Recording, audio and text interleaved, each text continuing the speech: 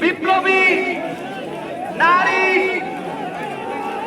জাতীয় নাগরিক কমিটির মুখপাত্র সামান্তা সার্ভিস মঞ্চে উঠবেন। জাতীয় নাগরিক কমিটির আহ্বায়ক নাসিরউদ্দিন পাটোয়ারি শহীদ হয়েছেন।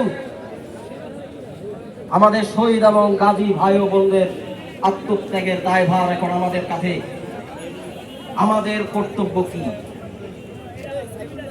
বাংলাদেশে 2024-এর গণ অভ্যুত্থানের মধ্য দিয়ে জনগণের নতুন আশা আকাঙ্ক্ষা, রাজনৈতিক স্বপ্ন হাজির হয়েছে। জনগণ এখন আর কারো দাসত্ব মেনে চলতে